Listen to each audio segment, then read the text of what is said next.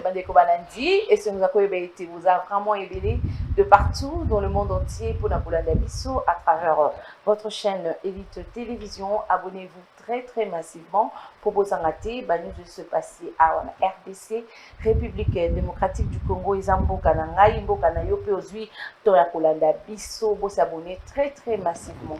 La grande Isolom Konelilo, Nazanga mon côté, je suis avec mon invité. Lui, c'est Héritier Ngachi. Avec lui, on va parler actualité politique. Bonjour, Héritier Ngachi. Bonjour, madame. Merci pour l'invitation. Na mutuna liboso lengena tuna na sala onini ko inviter à sauter. Yonde mutunga il faut poser une question wana. Ba téléspectateur boloba na sala nini. Bon. Wana ezali kambote. Na bandi ke na kozwa yano na sura émission. Na pesi mbote na ba congolais oyo bazwami bisika nyonso awa na Congo pe libanda ya mboka oyo bakolanda biso na kati ya émission oyo ya réflexion pe ya ba idée na pesi bongo makasi na moninga na ngai ya bitumba ndeko Joël Kitenge na prison centrale ya Makala na bandi ete prison ezali cercueil te ezali pe lilita te akosuka aka kobima et pe na interpeller bongo kulutu na biso vidi ce qui azalaki lésé na ba propos ya ndeko na biso Joël à reconnaître peu ba faute na ya senga qui esquisse. Moi je pense que un bon père de famille il faut repasser éponge pour la unité ko bunda et ndeko na à recouvrir liberté na ye. Mais siko na kota na mo ali kan we maître Joël na muki parce que tout le monde a kabato belé ba combattant misusu ba parlementaire debout au moins ba propos mo ba tenaka.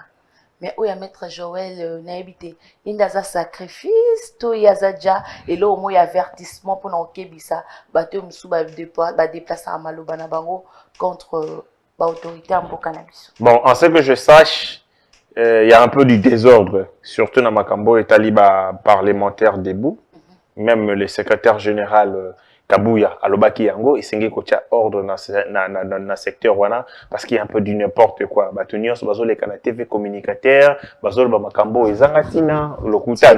Luambo, Kabila Boma Luambo. Lokaote, Kabila Benga ba formol, intox, c'est-à-dire, ba communication hasardeuse, et ça permet pas tolanda logique, il y a communication à partir. Il y a un permettant que bandeko mususu ba finga ra IDPS. Les partis à voyous, les partis à nini. C'est à cause des désordres. Moi, je pense que tout le monde n'est pas attitré pour communiquer dans le compte à parti. Même s'il y a la liberté d'expression, ils allaient garantir. Mais et ça la manaba cano attitré. Okoloba nini contenu. Qu'est-ce que tu vas communiquer? Est-ce que aux alliés la qualité pour que nous communiquions parce que quand nous bima olamuki biloko baluki na libumu oliezo nini bichope baluki oleki na TV alobandi ko bimisa je pense que les alliés malamu tezo sunga mokonzi mboka te ezo sunga pe image ya parti te otobi les alliés parti moko ya discipline. Ok, merci beaucoup, Héritier Ngachi, pour un point de vue par rapport à l'arrestation, il y a Maître Joël Kitenge. Parlons à présent dossier Oyo et puis si Congolais malgré Congolais Bamonyango Nanouté Likambouya Bokiti Sami Nalo Babo Ngala Pesa Makasi Bokiti donc biloko ya kolia et comme il moins cher mais si ko ezana bateau bazai côté les milango fake azai côté les milango bomona Albert Yuma est-ce que bako sacrifier biloko na bango kaka boy po na ete mokonza mboka pesi mbela na eke ezala bongo Yuma ezala batu mususu soki tozalaki honnête envers nous-mêmes tokobako pour le matin ezala ko ba Yuma wana Albert Yuma botama avant Sony. Donc, il y a Botami avant, après Sony Botama Simanaye. Ce sont des gens où Albert Yuma a participé à la destruction, à la pillage, à la gabegie financière systématique aux Alka dans le régime Yakabila. Yemoko, Azalaki, conseiller économique, paraît-il, dans la présidence. Yemoko, Azalaki, dans le conseil d'administration, il y a Banque centrale du Congo. Yemoko, président, DG, il y a Égal, il y a Maman Olive. Égal wana et Momi Orgaman. Oh maman na biso bazalaki ko défarmer ba Thomson bazoteka service na classe. Bon ba pomoli Orgaman bazo entreprise na bango égal euro. Ba bénéfice x3, x4, x5, x6. Allez Albert Yuma lelo tant mokonzi ya mboka a eu une décision à travers le Conseil des ministres pour de l'ordre dans le secteur. Voilà. Albert Yuma Leki a sa déclaration. Mais c'est monsieur Azolo qui a guerre. Oh, tenez, na bakinois. Parce que la Congolais m'a dit que l'ici et le moins à $28 et comme il a $10. Avant que l'alimentation a $10 na yé, na beaucoup. Faut mon yango. So tango yo Albert Yuma a une déclaration comme quoi fallait pas consulter, fallait pas tout na yé nani. Tout ça na mobeko ah, na zo tangi là mobeko pour ba Congolais ba yoka. OK, tanga. To tangi loi organique numéro 18 bar 020 du 9 juillet 2008 relative à la liberté des prix et à la concurrence. Article 7, il y a mobeko wana elobi boye. Ministre de l'économie yende mutu azali na ndingisa ya ko déterminer modalité ya ba calcul na fixation ya ba prix. Ainsi que marge bénéficiaire maximale. C'est-à-dire ministre de l'économie Nemutu, l'État congolais epesi ndingisa ya ko calculer modalité par rapport à la fixation ya prix na marge ya bénéfice. Le gouvernement congolais batali na kati ya ba dépense, c'est-à-dire coût ya importation. Balobi 35 éléments na kati wana ezali na tinate. Il faut to longola yango, to supprimer yango. Donc on va supprimer ba éléments na conséquence ezali nini. Beaucoup miko importer na moins cher. Quand vous importez moins cher, prix sur le marché et sengeli pe kita. Et puis le D, marge o ba bengi ya structure de prix. Ezali déterminé na gouvernement. Toyebi yango bien. Tant vous allez comme ça la profit et qu'on les 30% t, au moins qu'on y a qu'on la bande qu'on a ôté parce que toi tu veux gagner de l'argent.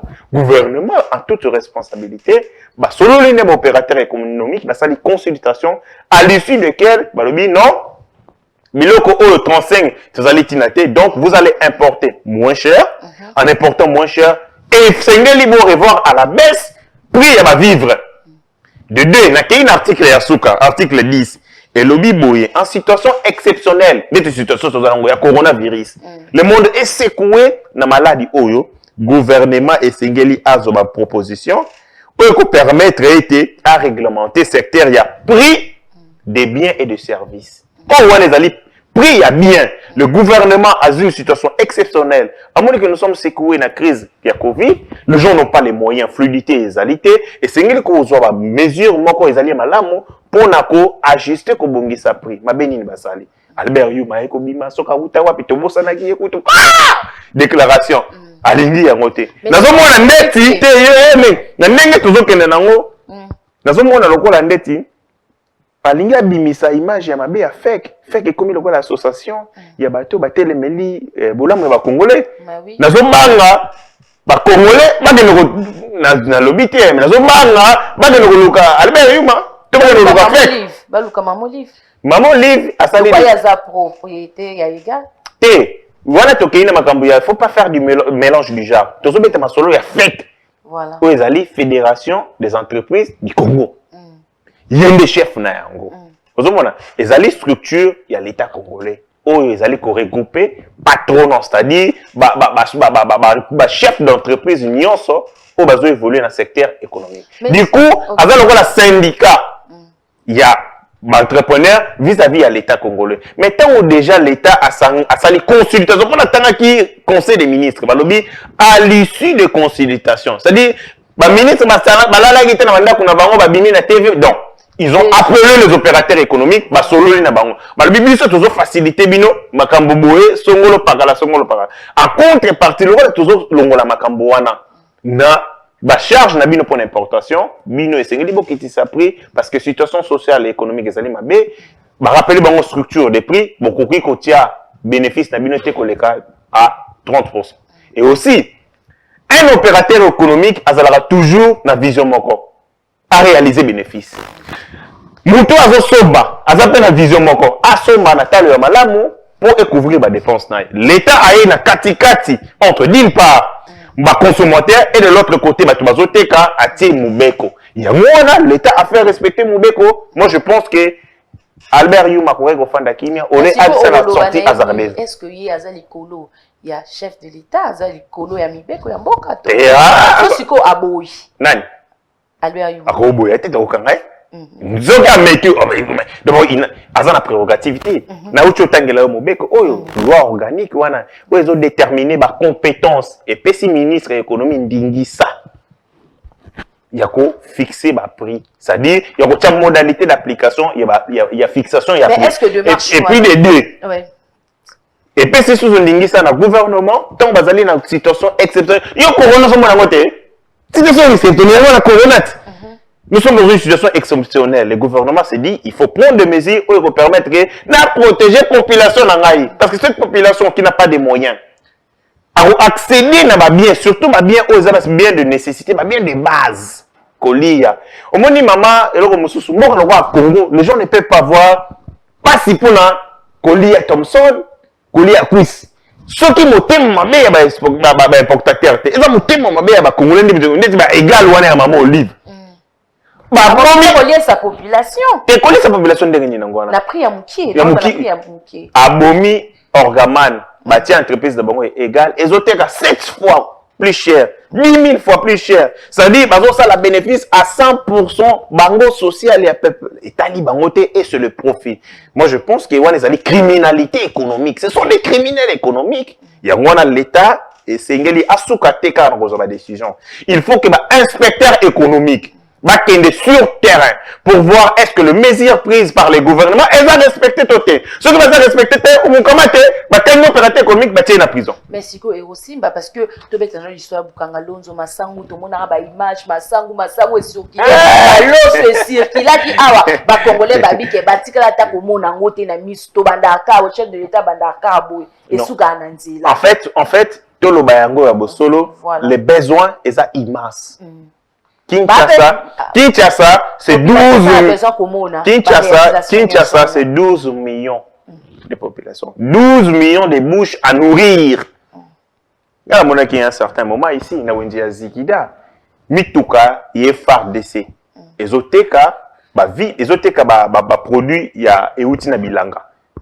Il y a l'État congolais. Je vis ça dans la Zikida, dans la Rompengaba, dans la Huilerie. Je vis ça dans la place des évolués.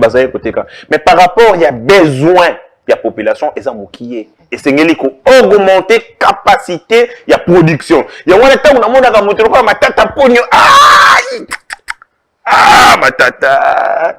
Pour que nous reçoivions ta minou. 285 millions. Lis-moi. Encore ça, les université. 285 millions. Alors que, dans Mbongo, tu sais na Bukanga Lonzo, ce qui est produit, Ndenge et Sengelaki, on pouvait inonder Kinshasa na Masangu. Mais Azui na 285 millions. Aloni Masangu, et Botele Université, Panaekuna na Kindu. Yangwana, na Roebisa, sénateur. Ça, c'est une interpellation. Na Ochoyo Kake.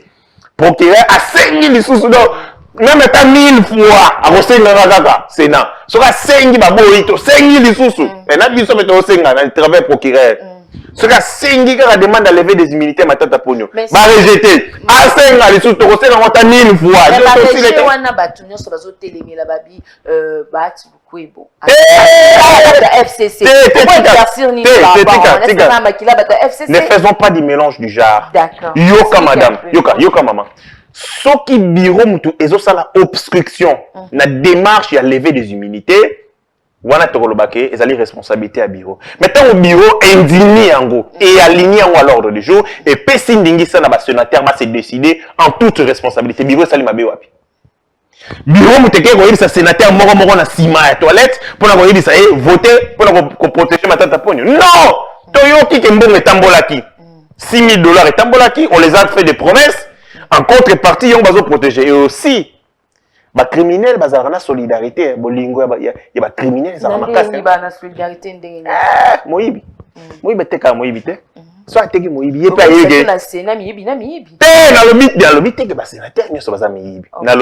Moïbi. Atekaka Moïbi te. Pour Moïbi que ceux qui Moïbi atekani, l'homme rozalangai. Mais yango nazoyebisa ba sénateur balakisa ba peuple congolais que bazali miyibité. Basokola mamoko na makambo na ndenge Pilate asalaka na makambo ya Yesu.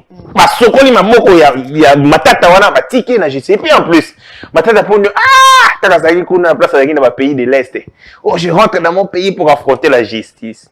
nabi matata pe na ye bakasi aya boye akomo bata na ba immunité mais yo ozo bangue le côté va devant la justice yo salé le côté va te présenter ma moyenne de défense le bac de cet argent je l'ai pas touché ngana salaki yango le côté tala songolo tala pakala tala ba documentaire banyo mais azobanga nini akomi ko se batama na sima ba immunité to ko longola ba immunité wana par tous les moyens possibles ce qui a boy tout même à 1000 fois tia kokoya. Oui, tu veux est-ce que le président de la République Kagame va remettre 2 millions de dollars pour kosunga musala kuna okolobani par rapport nango bakino ba delimi babi chef de l'état zota ta passa ba congolais ta ko pesa ba don 2 millions. Bon, moi, je vais sous réserve pour nga la moni yango nonté. Yo mona yango. Ce que moni yango, ah, ça va. L'image est circulée au moni yango. Image, gouvernement congolais a déboursé 2 millions. Ce que les ali bongo, je me dis que volcan o esalami et posé ba dégâts collatéraux. Panabiso na Giseni, tout comme de l'autre côté. Ça dit Panabiso na Nord Kivu et puis de l'autre côté na Giseni Panabango na Rwanda. Ngana moni était Félix Tshisekedi contrairement na bande qu'on a biso ba agitateur comme des Muzitu et qu'on sort oh t'es fait ça la guerre na Rwanda non Europe oh lelo tozo betali solo on dit que Europe est sali guerre makasi seconde guerre mondiale moyen té Hitler dikita akena France beko umukamate akena Italie umukamate mais beko mona tel. On est tous à la guerre, libella. Tous consommer la population. On a mis ce tout boum batou. Tous instabilité politique. Tous détruire l'économie. Est-ce qu'il n'y a pas possibilité de sangana pour te développer la perceptive? Il y a développer l'économie ensemble. Tout saisir l'opportunité. Est-ce que vous savez que Airbus est une aventure entre l'Allemagne et la France? Les alliés entreprises donc transnational, c'est-à-dire entre des États. France, Oyo, Hitler a Tchad même pour continuer dans la France. Donc, Rwanda a sali dans l'hôtel, nous allons dire Rwanda pendant baye, tinakin. Ba bomi. Alors vas-y mon continent, vas-y yoga, vas-y mon continent ba Rwanda. Ba ti chef de l'État na République. Non, comment na niveau était, ba sala ka ba mentir na est. Moi je pense que le président de la République en adoptant cette approche d'intégration. Ben nakaba bato basali Congo mabe eza pona koyebisa bango basali système a aimer vos ennemis yangwana donde linga baninga na bino nakisa bango nzela okotambola parce que bato nyonso bebi ke Rwanda az ennemi farouche bato nyonso ba même ngai pe ngane bandeli na ndo comprendre te voilà qui fanatisme à président de la République donde parce que bato nyonso bebi mama et l'obsession to comme fanatique mama ngai oyo zomona oyo telemela mokonzi mboka na ba question ebele ya liboso na telemela mokonzi mboka na question ya fête ya alternance ya inane na esa mokonzi soki bomeki ko bimisa mbongo wana okomona biso to kokata yango mokonzi mboka salani alobi na yoki bino na kosala yango susuté na lobela mokonzi ya mboka na makambo nenga bengaka bana wana ya est baza manipulé. Moi je dis au président de la République non. Bazali bana miki ata bazali manipuler yoko ko loba teke bazali manipuler. Pourquoi? Cause bazo défendre les alliés nobles. Même si à la base manipulation les alliés mais yo il faut tala kaka likambo ya bien basali. Bana miki bazui courage babimi na balabala. Yo pour salaka ya ngoti awa. Ozala courage na ko bima na balabala. Tant bana miki babimi faut ba bravo. Bo sali ngo avant âge na ngai ikutu. Mais comment ko yesa bango bazali manipuler? Tant mo konza boka ke ikuna alobi nini? Alobi ben formation o ya yokaki ezalaki vraiment te conforme na makamususu ayoki makamususu ebele o e permettre à sengi pardon so tant à sengi pardon sengi pinga pardon c'est-à-dire moi je ne soutiens pas le président de la République aveuglément tant ya mabe ezali na bino mokonzi bote et puis ye mokalo ba soyez un peuple exigeant ngai. Merci beaucoup Héritier Ngachi to betasko lisolo ni invité so yokaki message ya journaliste ya TV5 il a parlé sur le chef de l'État et puis Kambo Italie 500 jeep oana mbongo à l'État chef de l'État zo kendeka na rythme ya ba corruption ya makambo belé réaction nyoza nini par rapport à ma situation ya ba jeep surtout les corruption pour na ko pesa ba député pour na musala kitoko basali ko memela e majorité na ensemble ngai ozali mopanzi sango ya munene na mboka oyo est-ce que banda yo botami na Congo to komi lelo awa na 3e république tozali na 3e législature to salaka ya 2006 2011 oyo fallait to ça na 2016 Kabila la bondoki na bango ba yo memango tina 2018 3 législatives ezamba la liboso na mboko oyo ka député ba pesi bango dotation ya mutuka sikoyo pona nini oya lelo ekomi exceptionnel ekomi na minoko nyonso c'est pas une situation exceptionnelle les élus bazala toujours na dotation ya mituka oyo kuto ya bango ya Kabila abanda ko pesa yango soki elongino esepelisi apesi soko apesi e bando bimaka muke e ya 500 etirela kinga 4 so mikolo wana sepeli na abimisi 10 lobi moi so 10 ouais 10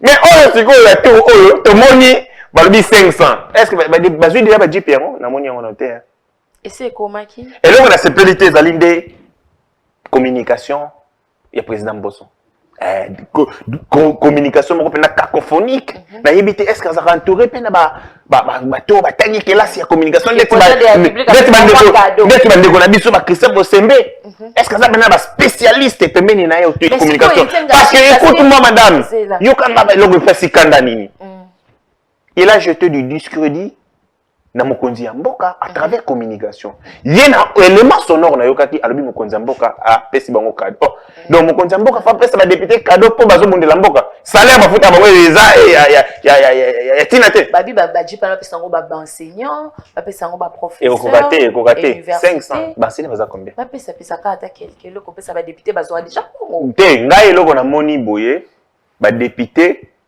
bango nyonso ba renoncer na mituka wana pesa biso mon peuple baloba benaki teka ba journal bosa bebele bido pe professeur bido fe ko tunguno bokumbe bele wapi chaîne wao Wandu TV mais si ko na bi héritier ngashito betano lisolo ya communication ya président dans c'est là non parce que yo to ambrier nganga zo ba mamboso to lobela mboso mukie to lobela kambu ya communication ya chef de l'état ba bi communication ya chef de l'état ça vraiment makasité est-ce que vous constatez bazo ni sabram loko bonga bazo ni sabram moni mutema mboko nde eloko nde mutema mabe Abraham azalaki wana so sala musala ya makasi na presse yete lokola bazalaka na babitumba na bango na kati entre INC na IDPS parce que communication ezalaki koto lidi omanga INC presse IDPS abom loko bonga bozangi boyokani na bango na kati lokola bazalaki na bakamp est ouest tout ça ba clivage wana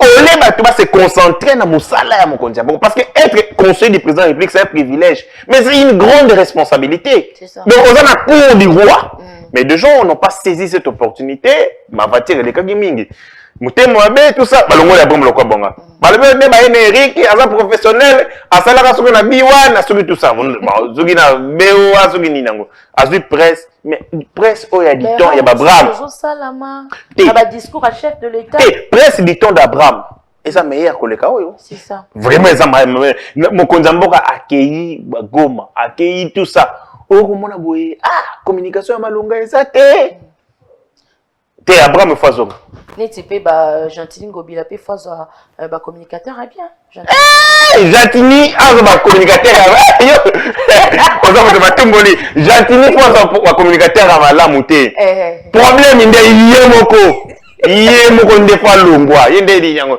na soki tozalaki soki ba député provinciaux bazalaki sérieux bango nyonso bazalaki sérieux Gentili Ngobila ko kozala ta chef d'avenir même pas chef d'avenir na compétence ni Gentili compétence ni wazango na oyebi sa ba makambo ebele est-ce que vous savez que Gentili Ngobila la ville province de Kinshasa ezalaka na droit ya kozwaka mabanga na ba carrière nyonso ezali ya wana Kinshasa droit quota na ye ezali mais quota wana Gentili Ngobila kabela yango baleki na ye ba petit chéri na ye ba makangu na ye yozala na ye mais kasi pour mabanga wana quota ezali ya na ba carrière nyonso za parce que nous avons beaucoup de carrières ici ndeko mona kana na quota wana toko tonga banzela ya Kinshasa mais ça la maraté Gentili Ngobila complaisance akabela ko balinga na ye basayi ni ça la bien DG Mati Nemati oui maman ngai na ville province ya Kinshasa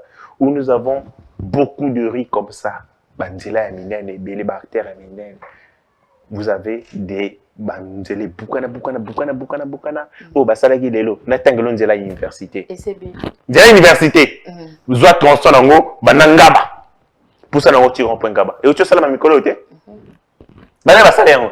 Merci beaucoup. Manque de vision. Na yebi yo za so kuma ba gentini ngobila bozaba ndeko.